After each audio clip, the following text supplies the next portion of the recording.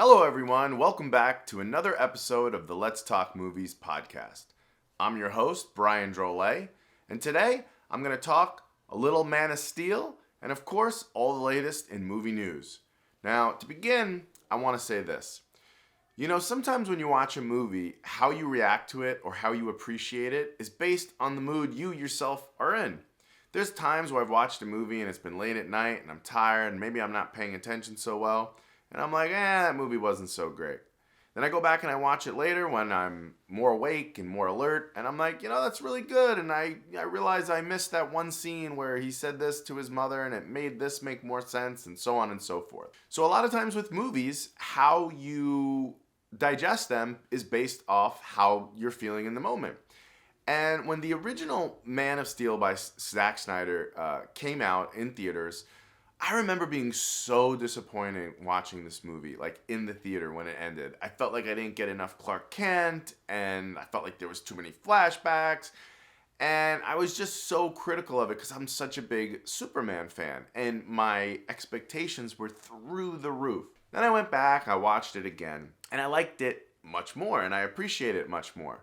And over the years, I've found that the more I go back and watch that movie, the more I love it. And I just watched it the other day. And, I used to get, caught up like, the opening scene in The Other World's like a half an hour long. That's way too long. It should be 10 minutes. It should be this.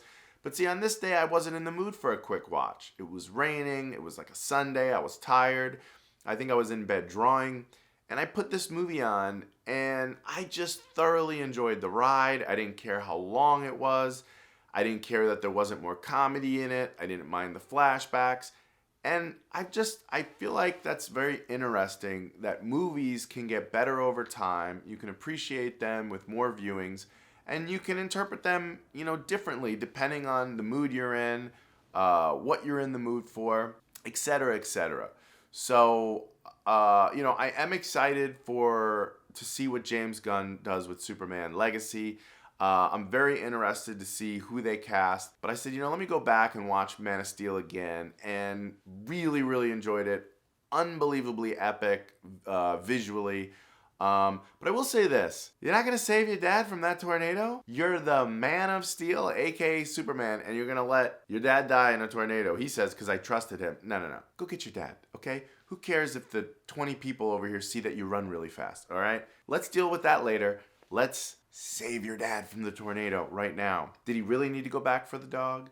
Just that scene bothers me every time I watch it. Save your dad. Anyways, let's go to our movie news. Now, I think the first news I have is Chris Evans was talking about being the star of another Knives Out movie, and he said might be fun for his character to get out of prison and basically he said not go on a redemption story, but maybe run for political office and make it look like he's doing the right thing, but it's really one big plot for revenge right in front of your face. Do you guys like the Knives Out movies? I think I liked maybe the first one, and I didn't like that new one that came out. But do you guys want to see another movie starring Chris Evans in that world? Let me know in the comments. Now, also exciting, if you're a fan of Joker 2, more images have come out of Joaquin, fun to say, and Lady Gaga, also fun to say.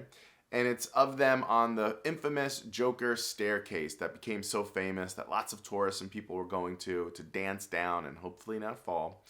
But there's images of them. Of course, the makeup looks very realistic. This is a realistic interpretation of the material, and that's why it's probably going to be epic. And I can't wait for the musical segments. And this is going to be such a cool movie. Really looking forward to this sequel. So check out those images, and hopefully we'll get more real soon. Ghostbusters Afterlife, the famous character from the sequel, Kurt Fuller, was recently asked by comicbook.com if he was going to be in the new sequel, and he said he is waiting by his phone for the call, but no one has called him yet. I can't blame you. If I was in a huge sequel in the 90s or 80s or whatever it was, and they were remaking it now, I'd be like, yo, hook a brother up. Let me be in Afterlife too. All right, speaking of Joaquin Pheonix, he's also filming a movie, Beau Is Afraid, that is a comedy horror, apparently, where the plot points in the movie are very disturbing, very outside the box. Apparently, Joaquin is doing all his own stunts. He gets stabbed, he gets shot, he gets ran over by a car. Now, I don't think he's getting stabbed and shot, but he's getting hit a little. But apparently he fainted on set during somebody else's take. So the camera wasn't even on him. He was like off to the side trying to read lines. And he like falls, and the director's like, oh gosh, because Joaquin's a method actor. He's like, why would he do this on this take?